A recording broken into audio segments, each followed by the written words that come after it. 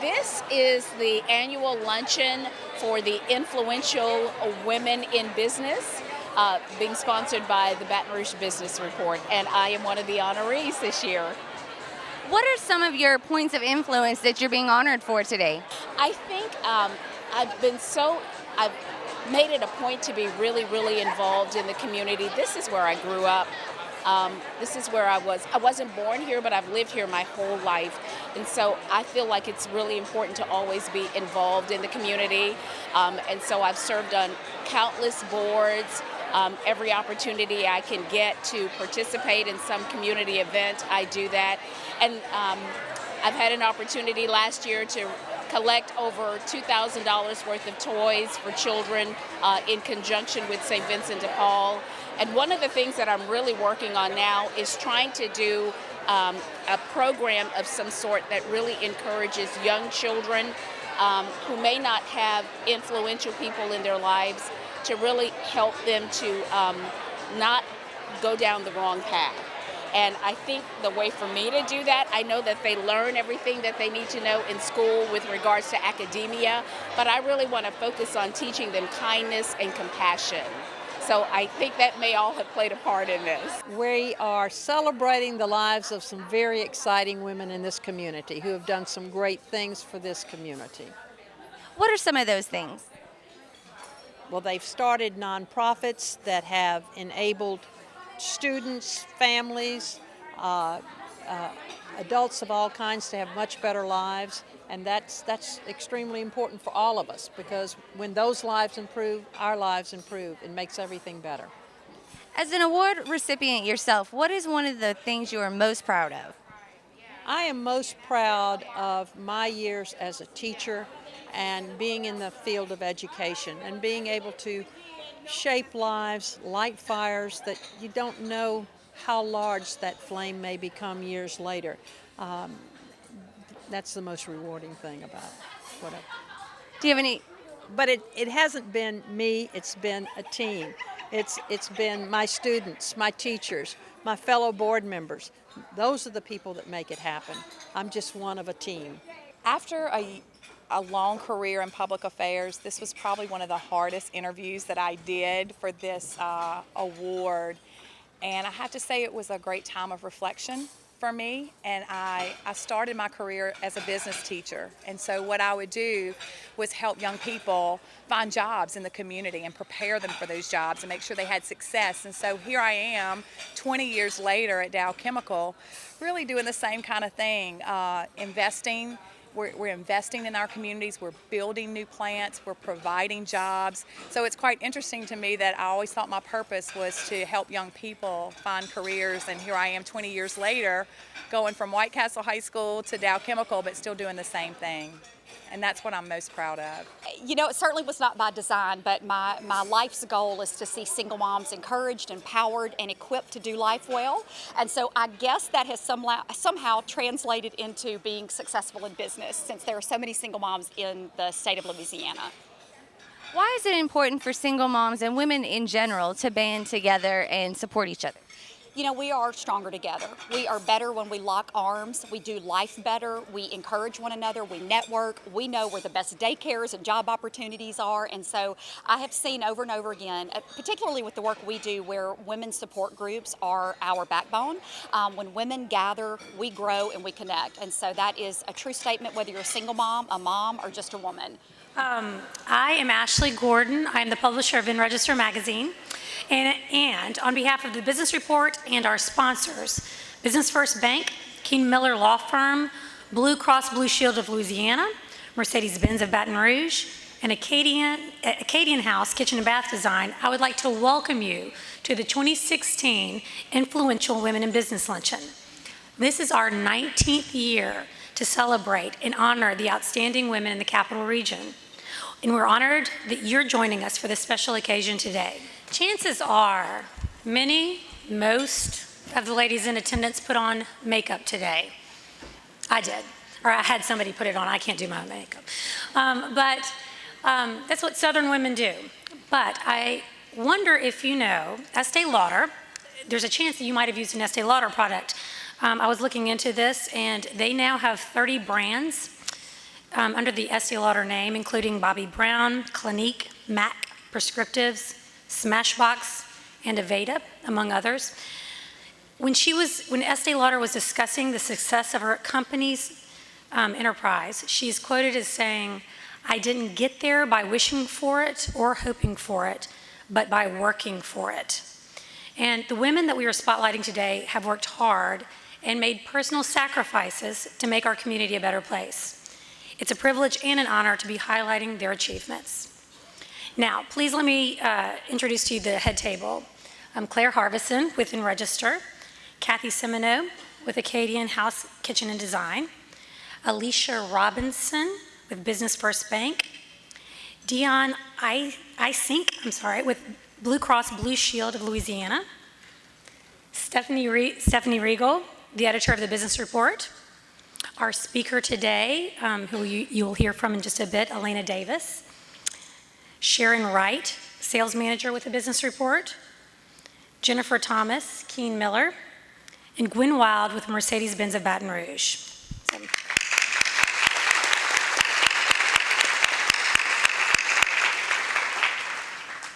Our sponsors play a major role in helping to make this event a success, and we appreciate their support.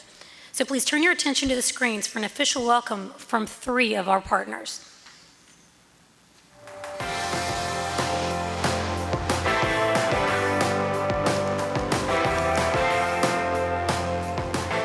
As Blue Cross Blue Shield of Louisiana celebrates 80 years in the business, we know that we owe most of our success to women.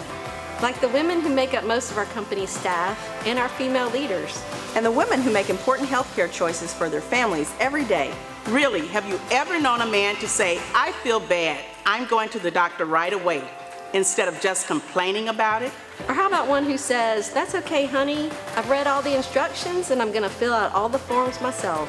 So thank you, ladies, for all that you do. The world just wouldn't work right without you. And congratulations to the Business Report's 2016 Influential Women in Business. 30 years ago, a team of designing women with shoulder pads as wide as their hair was high captured America's attention. At the time, this was an intriguing new concept for most, but for Acadian House Kitchen and Bath Design, it was nothing new. For 37 years, we've been the capital area's premier woman-owned, woman-run design-build firm, providing turnkey renovations with high-quality finishes. We are honored to return as sponsors for Business Report's annual Influential Women in Business Luncheon. Congratulations to this year's honorees. Good morning, I'm Evelyn Thompson. And I'm Christine Hughes. We are Business Development Officers for Business First Bank. The mission of Business First Bank is to be the financial institution of choice for enterprises, their owners, and employees. We are proud to support the needs of women business owners, managers, and employees. Business First Bank has enjoyed sponsoring this event for the past 11 years. Congratulations to today's honorees, and let's have fun today. Louisiana Business Inc., our parent company, owns Baton Rouge Business Report, Enregister Magazine, 225 Magazine, and we have a special projects division. And although we have some very, very key men in our company that help keep the trains on the track, I'm proud to let you in on a little secret. 80% of our company is comprised of females. So how's that for women in business? In fact, I'd like the ladies of LBI to please stand up, even if you don't want to. Come on, stand. Come on. To be recognized, not only do we produce a whole lot of publications, but we also, it takes a lot of effort to produce events like this. So, now turn your attention to the screen for a special message from our last 2 sponsors.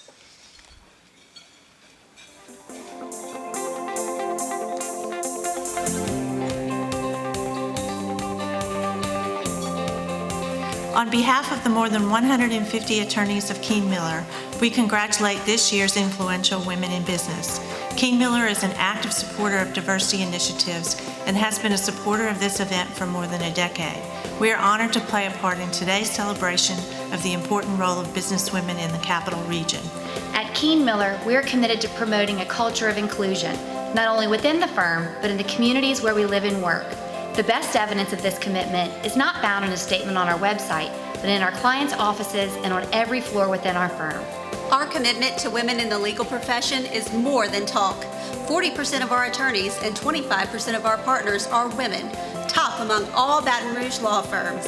Equally as important, 12% of our attorneys and 10% of our partners are minorities, providing the clients with the unique benefit of diverse perspectives on their legal and business needs. Congratulations to this year's influential women in business. From all of us at Keene Miller.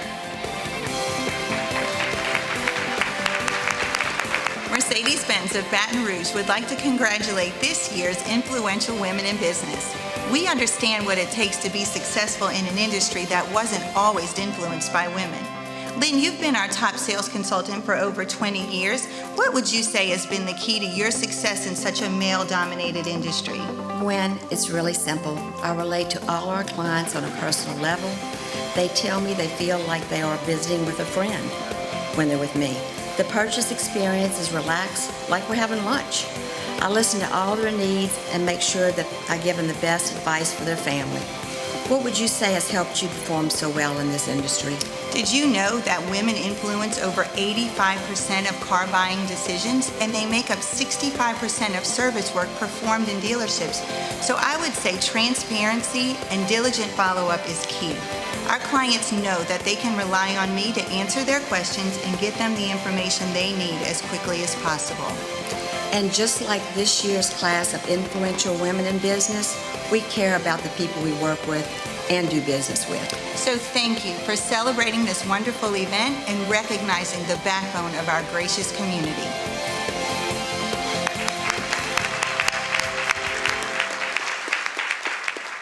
Before we introduce the 2016 honorees, we'd like to recognize the past influential women in business honorees. Being a woman in the business world is easier than it used to be, but it's still a challenge. And although these women do their jobs well, they often make it look easy, but of course we all know that it is not. So some of our former honorees are here with us today. We appreciate them joining us and would ask them to stand at this time and be recognized. Yes, over the last 19 years. Here's the table. Also, you might have noticed a flyer in your seats. This is for an all-day women's leadership conference in November called She Goes Inward, Outward, and Onward, which will encourage women and give them the tools to work together to support the advancement of women in our community. And there is limited seating, and there is a table out back. When you leave here, there is a table where you can sign up. So we encourage you to do that, and that is in November. To present this year's honorees, I'd like to welcome our Director of Editorial, Penny Font, to the front to hand out the awards, and Business Report Editor Stephanie Regal will announce the honorees.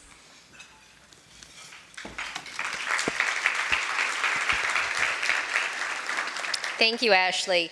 It's an honor for me to be here today to be able to introduce the 2016 Influential Women in Business, the reason that we're all here today. Ladies, when I call your name, please come to the front to accept your award from Penny. The walls in her office are adorned with birth announcements and photos of children. All my babies is how our first honoree today refers to them. She is the executive director of the St. Elizabeth Foundation, a nonprofit adoption agency, and she is herself an adoptive mother. Under her leadership, placements have risen 338%. While that alone is impressive, her influence doesn't stop there. She is also the first woman to be reelected to the Ascension Parish Council and was the first woman chair of the St. Elizabeth Hospital Board of Directors. She's also a busy businesswoman, co-owning and managing a commercial real estate company with her husband after having served 15 years owning and managing On the Half Shell restaurants. Ladies and gentlemen, our first honoree, Terry Casso.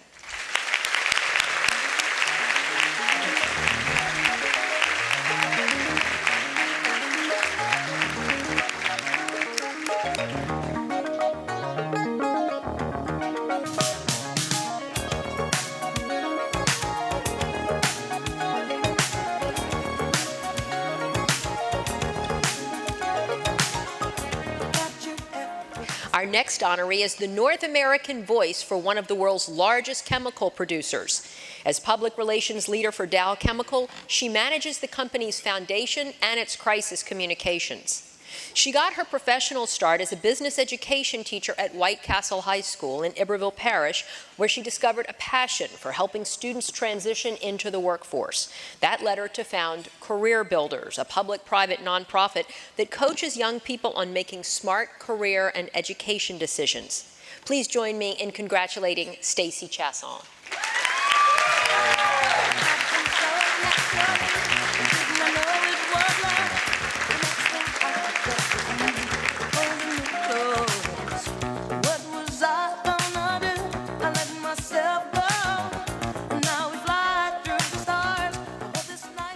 You'll recognize this next honoree's work on the walls of Mary Bird Perkins Cancer Center, IBM, law firms Fishman Haygood and Taylor Porter, the Watermark Hotel, and Women's Hospital. But she's not the artist, she's the curator. She's one of the city's most prominent purveyors of fine art, and she's done a lot to grow the collaborative spirit between arts groups and other institutions over the past 25 years, enhancing the contemporary art scene in Baton Rouge. She's also a key player behind the Cultural District designation for the Perkins Road Art District, and she's now a real estate developer too, with the creation of Studio Park near Town Center. Ladies and gentlemen, Anne Connolly.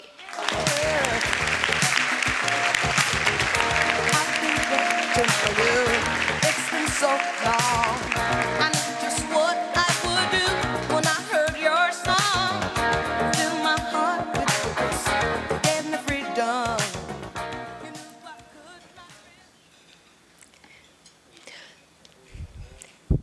Our next honoree has blazed a trail of progress in the Baton Rouge Parish school system for more than 40 years, and her fingerprint can be seen on many of the educational programs and opportunities across the parish. Under her leadership, we've seen the opening of Mayfair Laboratory School, the reopening of Lee High School, the planned reopening of Estruma High School, and the creation of the Career Academy at Ardendale. In East Baton Rouge's parish public schools, she sees endless opportunities. Please join me in congratulating Barbara Freiberg.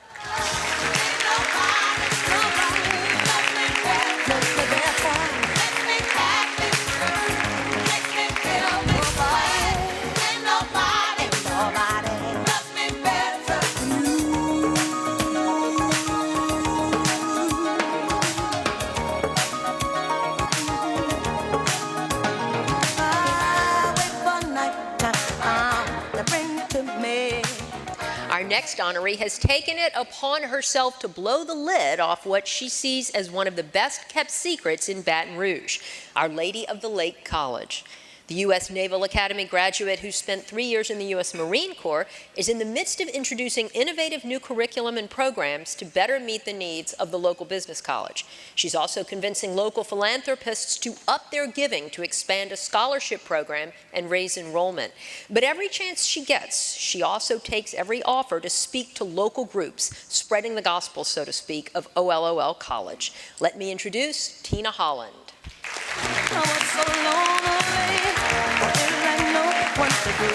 I must be dreaming. I want this dream to be real. I need this feeling. I make my wish upon a star and hope this night will last forever.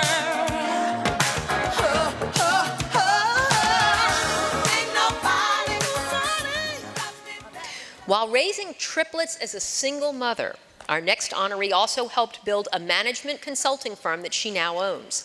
Leadership and management incubator courses she designed more than a decade ago have now trained more than 500 local leaders and have garnered her invitations to speak at conferences across the country.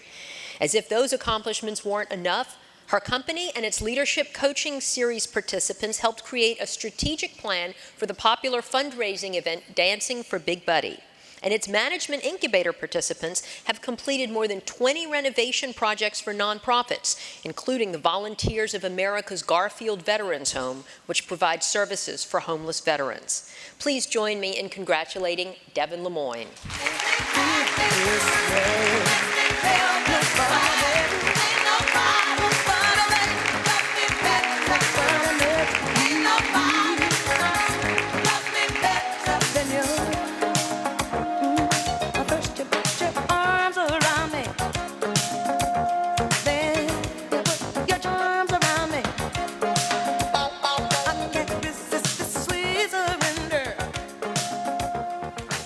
Our next honoree has already been recognized several times over on a national level.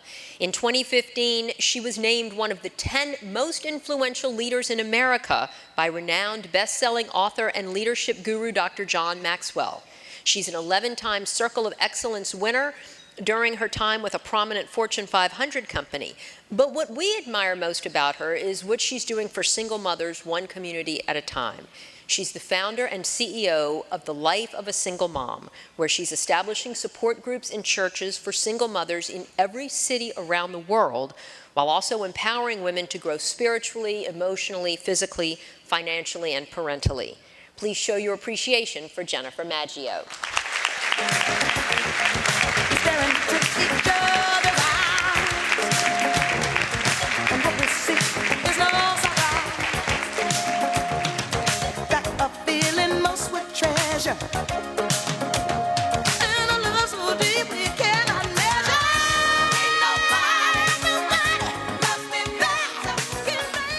And last, but certainly not least, many of us have welcomed this next honoree into our living rooms at 5, 6, and 10 p.m. We know her as the friendly-faced anchor of WBRZ TV. She got her start in broadcast journalism as a DJ on WJBO, but eventually found her way onto television. But that's not her only area of influence. She's also developed community outreach programs focused on fostering kindness with the goal of decreasing crime in the community, and she frequently spends her free time sharing professional insights and inspirational messages with women's groups and students. Ladies and gentlemen, she needs no introduction, Sylvia Witherspoon.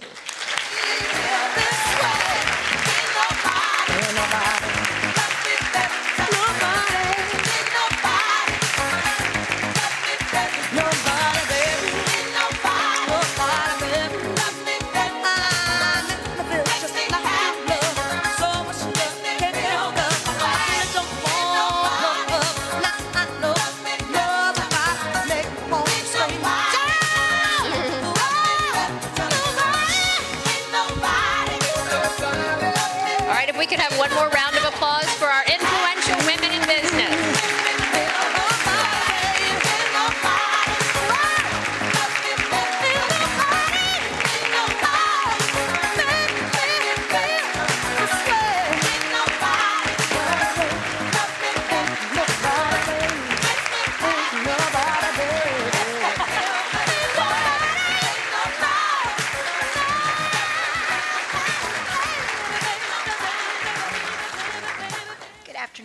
And congratulations, ladies.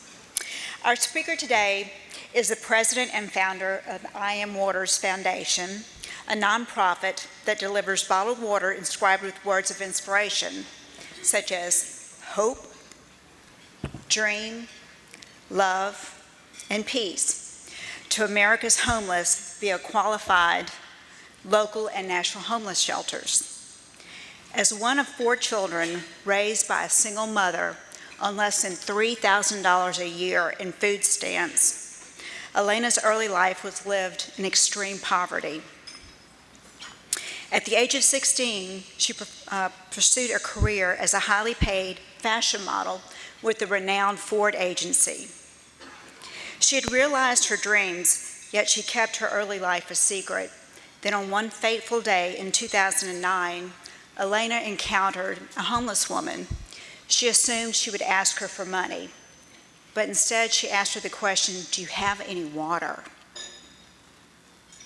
This encounter helped Elena discover her purpose and would be the inspiration for the solution of an unmet societal need right here in America. Ladies and gentlemen, please join me in welcoming our speaker today, Elena Davis. Thank you. Thank you, Sharon and Ashley. You actually could get the full story from these two because I already told them everything at lunch. I'd like to thank Julio for inviting me to be here today. I'm very grateful for the opportunity, and this is my first real speaking thing. So, because I have a tendency to be a little bit chatty, I have my stopwatch started. I'm gonna do my thing here so I don't go over. My name is Elena Davis, and I am the president and founder of I Am Waters Foundation. And I want to start with sharing a little bit about myself and how I got to be standing here in front of you today. I am one of 4 children raised on $3,000 a year in food stamps, as Sharon mentioned. But I just want to back up and give you a little bit of a bio about how I even got to that. My mother was raised in an orphanage home in Memphis, Tennessee. It's called the Porter Leith Orphanage Home. She was made a ward of the state at 5 years old, along with her 10-month-old brother, her 3-year-old sister, and her 6-year-old sister. They were raised there. There were good people there, but there were also people that really abused them. So when my mother got out of the orphanage home at 17, she had quite a bit of post-traumatic stress disorder. I feel like I hear something ringing. It might be my belt, do you think? Or the Holy Spirit. I don't know. I'm gonna try taking my belt off. I don't know if it's metal. Do you hear that? Okay. Or it's my phone. I don't know. I'm not taking off anything else. So my mom got out and she had a lot of post-traumatic stress disorder, and ultimately she had 4 children very young. I'm one of them. And we moved from town to town to town to town to town to town to town. I've lived on Indian reservations, the Morongo Indian Reservation in Banning, California, which is just outside of Palm Springs. And I've basically lived in every ghetto from Washington, D.C. to Oakland, California. We arrived in Hollywood, California, not too far from Hollywood and Vine, when I was 14 years old. And at that point, I had lived, I had been to 12 different schools in 12 different cities. And I was exhausted. I was hungry. This was pre-food banks and pre a lot of the great organizations that exist today. And I didn't want to move anymore. At this point, I felt that I had been born into the wrong family. That was something that was with me all the time, was this has to be a mistake, and how do I get out of here?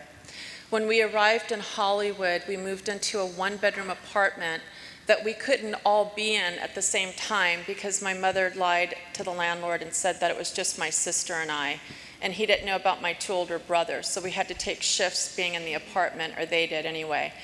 My brother Jeff came home after about a week of living in Hollywood at this apartment, and he told me that he had gotten a job at a pizza parlor in Century City, which is still there, called the Cultured Cow, and that he could eat whatever he wanted for free on his shift. And I was like, you have to get me a job.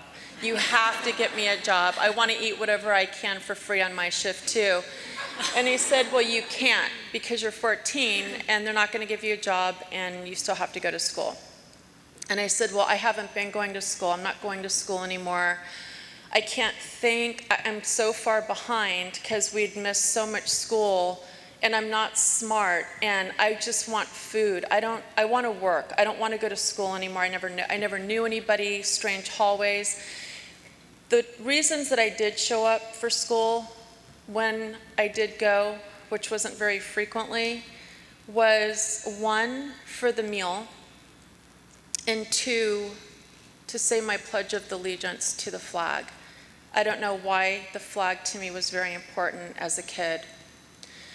So my brother got me a job at the pizza parlor, and it was the most beautiful place I had ever been. It was Century City, and that's just right outside of Beverly Hills in Los Angeles, if some of you may know it.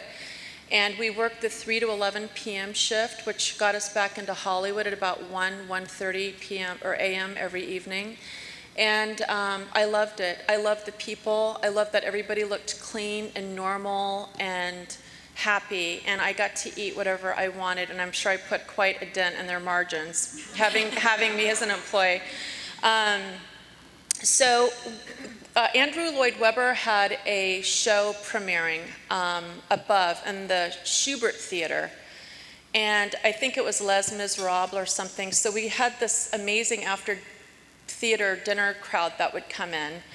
And there was one fellow in particular that kept coming in 3 or 4 days, 3 or 4 nights a week. And he kept trying to chat me up and talk to me and make friends with me. And my brother would say, stay away from him. Don't you talk to him. You don't know, you're going to get picked up. You're not in school.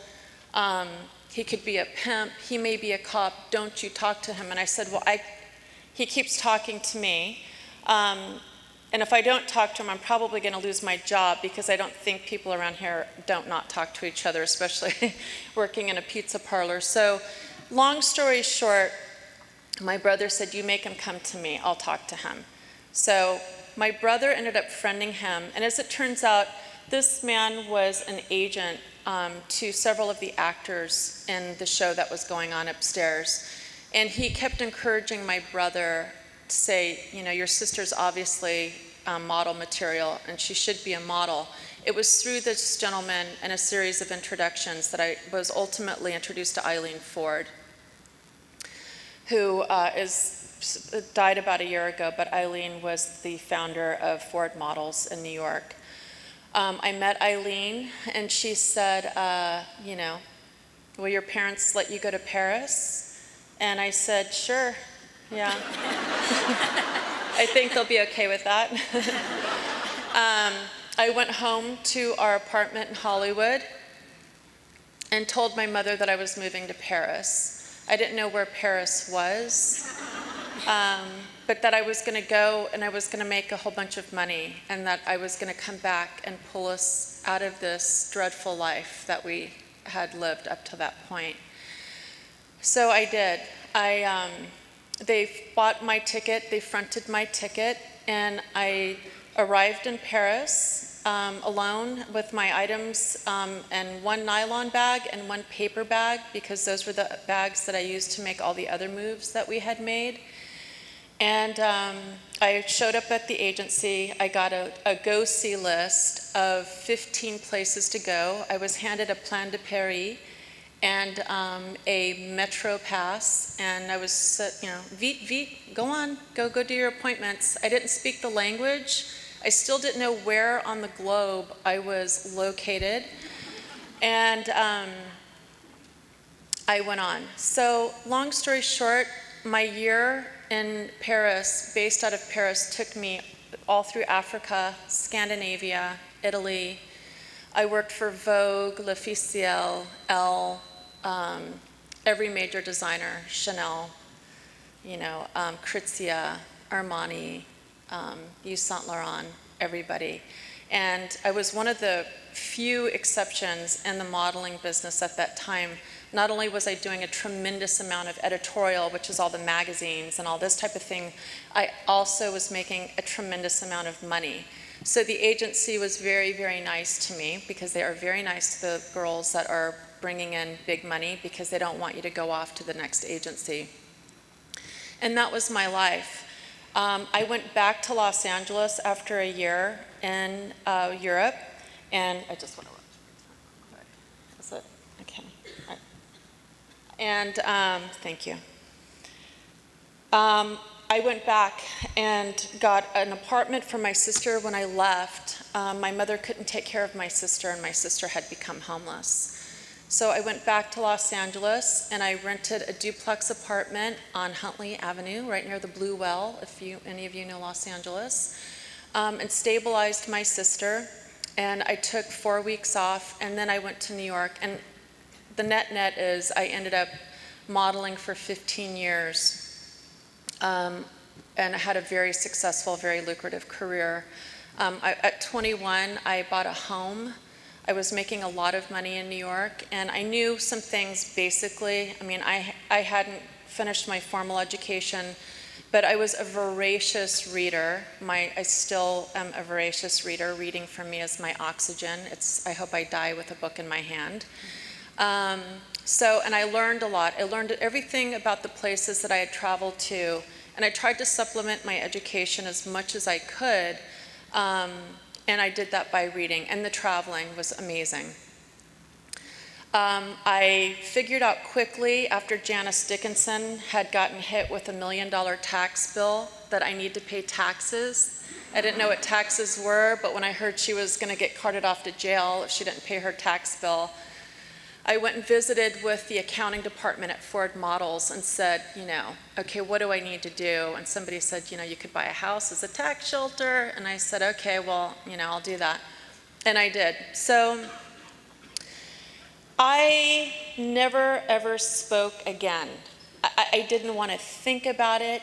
I did not speak about it. I did not tell anybody where I had come from. I didn't talk about my lack of education. I didn't talk about the underbelly of society that I was raised in. I didn't talk about anything. And I thought, I just want to be with the good people. I don't want to be around the people that we had been with. And I want to go have this life that I felt like was my life, because I felt like the life I had been born into wasn't my life. I felt like that was such a huge mistake. And I wanted food, and I wanted stability, and I wanted my siblings. I wanted us all out of this space along with my mother. So I did that.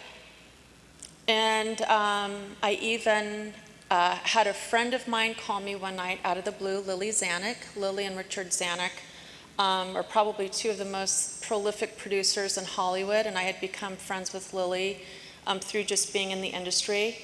And at this point, I'm 23 years old, and Lily called me one night and said, I want to fix you up on a blind date.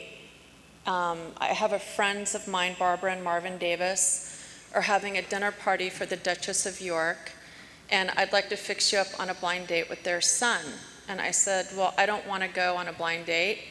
And who is the Duchess of York? And she said, you don't know who the Duchess of York is? She said, Fergie. And because I read the Enquirer, I knew it was who it was. So I ended up going to the dinner that night, and it was a small dinner for the Duchess of York. And, it was like 15, 20 couples, but it was Michael and Shakira Kane. It was Gregory and Veronique Peck. It was Barbara Streisand and all these people. And I asked Lily, I said, who are these people? I mean, why did you bring me here? I felt very uncomfortable. I wanted to leave. And it was that night that this blind date turned out to be my husband. We actually have 22 years of marriage coming up on Saturday. And thank you. I thought we have really nothing in common, but it worked somehow. So Greg and I was still working a lot. Greg and I, after a year and a half, almost 2 years of dating, we got engaged. But it was about a year into our relationship that I said, look, I got it, cards on the table. I have to tell you, there's a lot you don't know about my background, and it's very, very different from your background. And you should know now because it may be an issue for you. So I shared with him all the details of, how we were raised and all the, crazy nut stuff. And he said, that's okay. It doesn't matter to me. I love you, and, it's fine.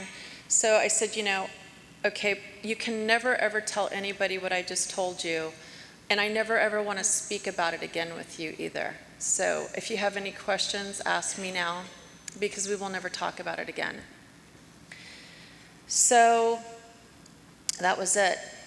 We got married, and we have 3 kids, and I went off into this other life that moved me even further away from the life that I had been born into, which I was very, very happy about. In 2004, my father-in-law died, and I was very, very close to my father-in-law. He absolutely was one of the most amazing men that I had ever known, and probably one of the most amazing people that anybody who knew him ever had known. And when he died, I died. I went into a very, very deep grief. He was the only person that had been like a parent to me, like a father to me, and that was it.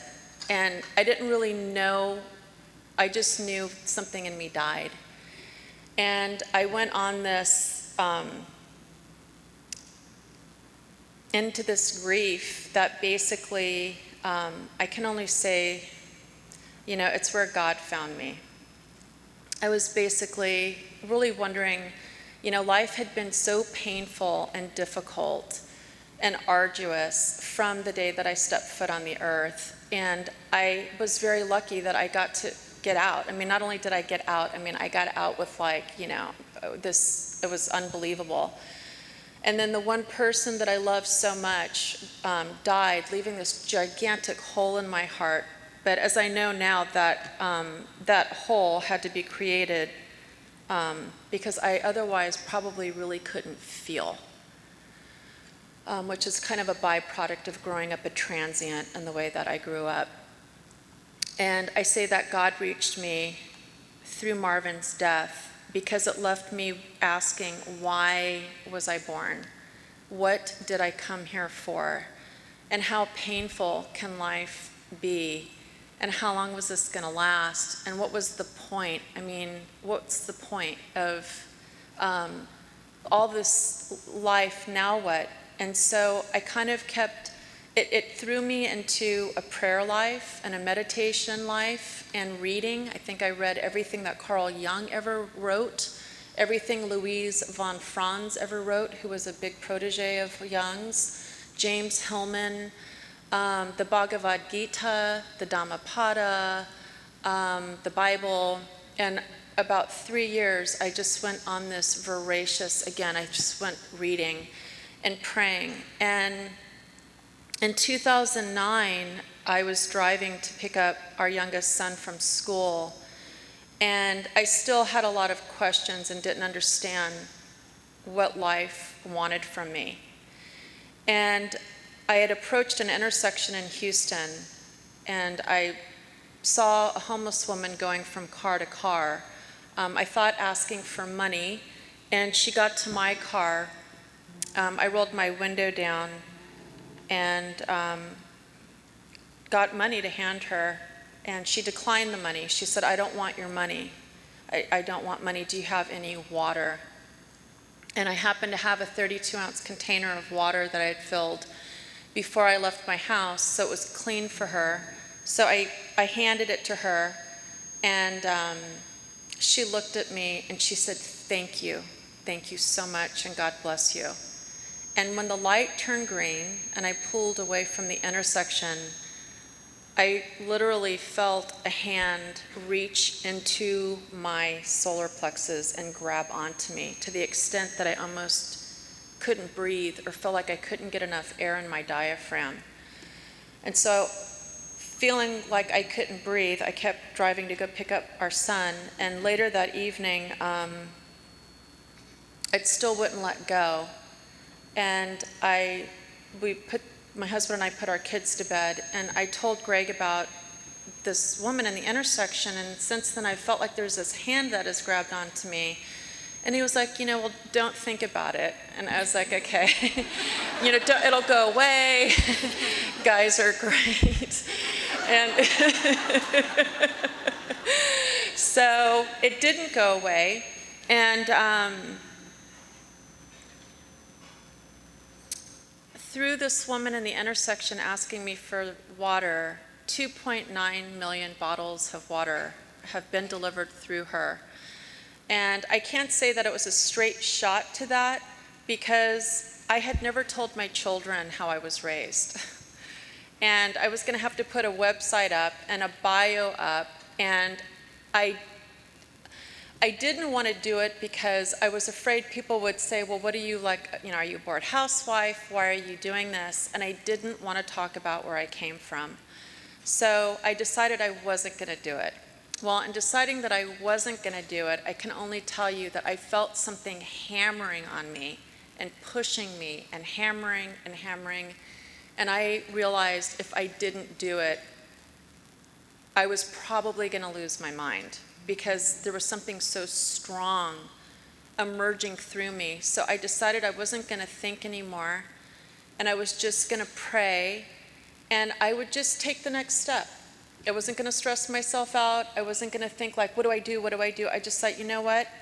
I'll do the next step. I'll take the next step, the next indicated step, just the next step, the next step. So that next step has taken us to, 5 years later now. I Am Waters. We are headquartered in Houston, Texas. We have 42 shelter partners. We're the only, I guess I can ask for the slideshow, for the slide.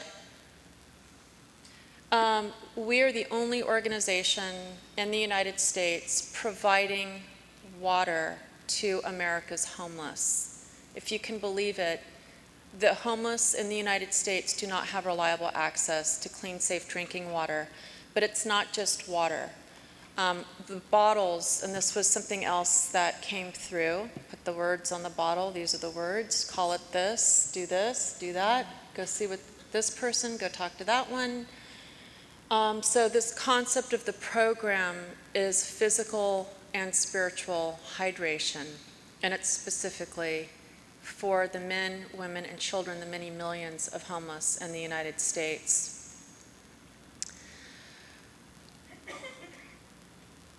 We have so much information and testimonials and things that have been provided back to us from our shelter partners, which range from, police departments, Salvation Army,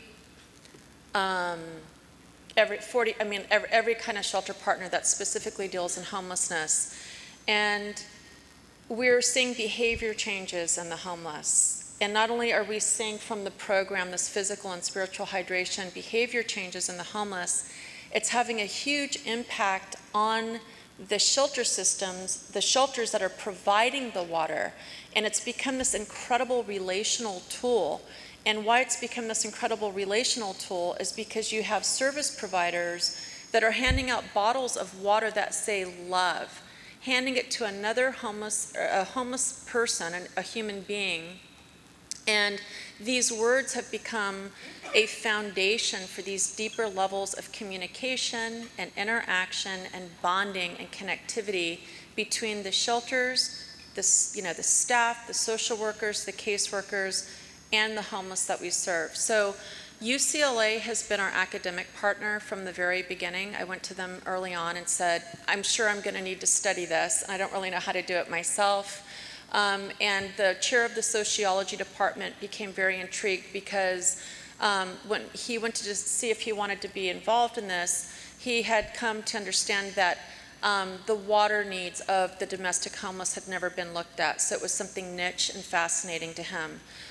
So 5 years later, UCLA and UT, the School of Public Health, we're actually breaking ground now on a study, the first of its kind study specifically looking at the water needs of the homeless and how this particular program is affecting them and their behavior, going back to college, going back to school, and the relationships that they're not leaving behind once they get out of the shelter system because they're deepened from this program. Let's see. Okay, so one of the things I thought, okay, well, I guess we're going to have an event, which I didn't really want to do because I don't like being around people very much, except for now. I like being here.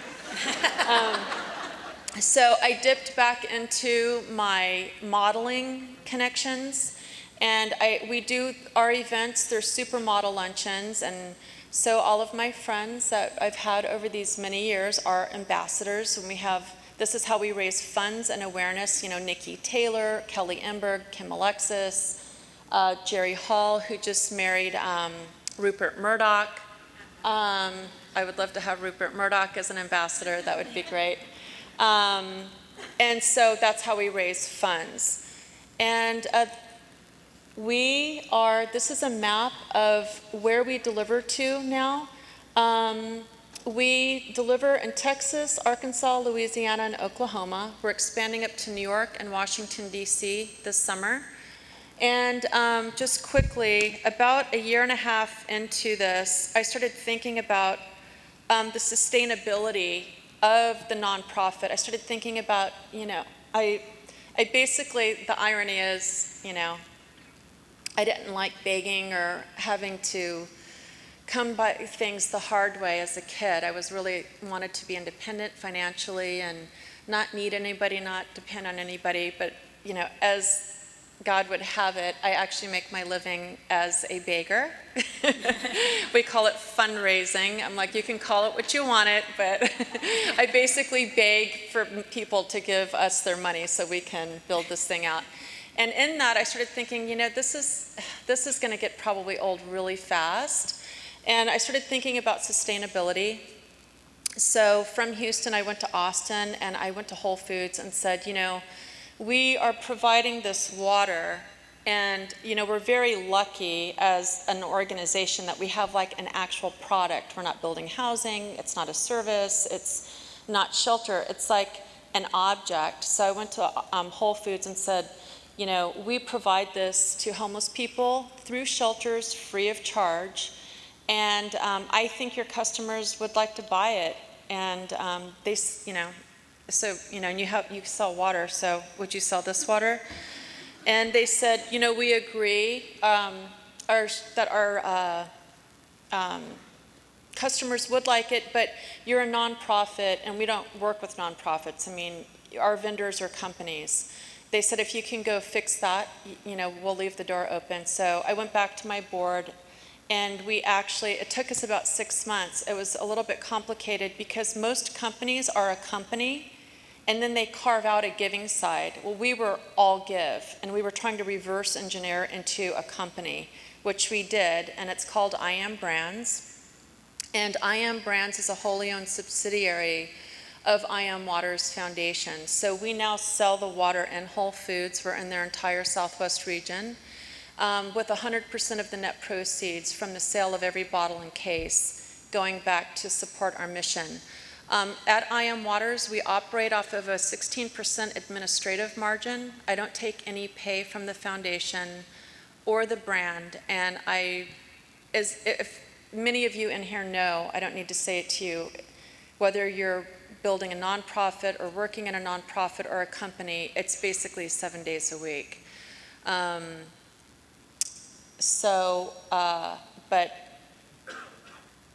I have my sanity, and I have my peace, and I have had so much healing.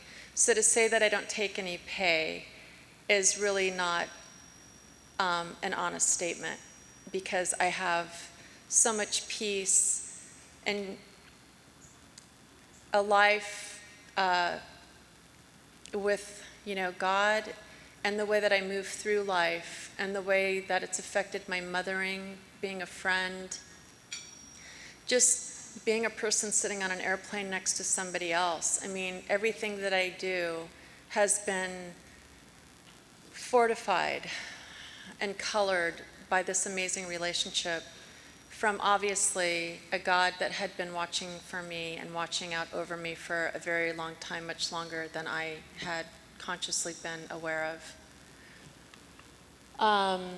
So that's just kind of some information about our staff. So that's basically it. The whole point of this was, we're all here with a purpose, on purpose, with a purpose. And sometimes that can take us quite a bit to figure out. And sometimes the way that that is brought to us can be quite painful. Usually it is, for some reason. I don't know. I seem to be, maybe a slow study, or I have to have things viscerally and experientially before I can start connecting dots. But, I just wanted to just say, if I could say one last thing, is every single person, I know this, I believe this. I don't want to say I believe, because then I would need a hypothesis to explain why I believe it. I know that every person is here for a reason. And my the treasure that God gave me to deliver through this lifetime that He's permitted me to be here have been intricately tied to my wounds. So I had to be willing to talk about my past. I had to be willing to face that pain. I had to be willing to let it come up, because on the flip side of those wounds were the gifts that I have been endowed with to deliver on this earth while I'm here.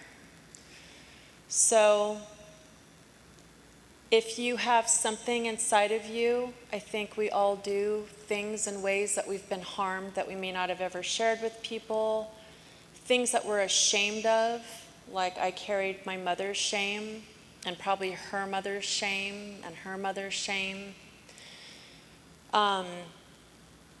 It feels scary and overwhelming, but if we're willing to face those things within ourselves, and I don't know how you do it without God, maybe there's other ways. I couldn't do it without the strength of something larger and smarter than myself.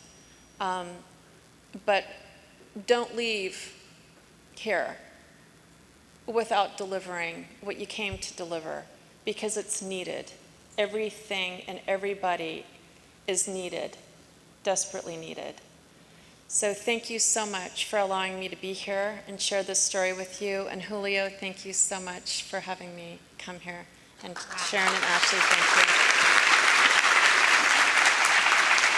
And do you have any words of wisdom for the future influential businesswomen? I would say never give up on what you believe you can do. I told them one of the things that I was always worried about was I wasn't good enough to do something. I couldn't do this or I couldn't do that. If you believe you can do it, go out and do it, because you can. I'm just honored. I really am. I'm honored. You know, I'm used to being on the other end where I'm emceeing an event and recognizing people, so it's a little bit out of my comfort zone to be on this side, to be being interviewed, because I'm the one normally doing what you do. So this is just a treat and a delight for me. But now I understand when people say they're nervous, what they mean. Thanks to the Baton Rouge Business Report for recognizing women in our community. That's pretty powerful. We don't always get that kind of recognition, and so it was just really nice. It was nice to be in a packed room today with business people from all walks of life and be recognized. So thanks to the Baton Rouge Business Report.